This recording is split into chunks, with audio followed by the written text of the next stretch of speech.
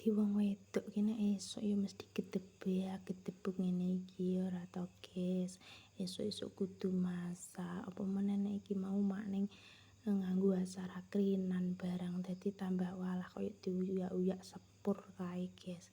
Antek riweng, riweng kae selarak ngurusi sang sekolah kek ya masak sing arak engko selarak golek ramban ya to.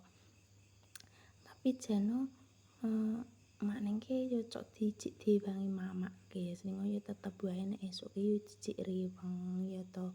Koyo biasa guys, mak nengke nek masak iku geras-gerus, cuman iki geruse rada spesial guys, gerus rempelo ati ya to.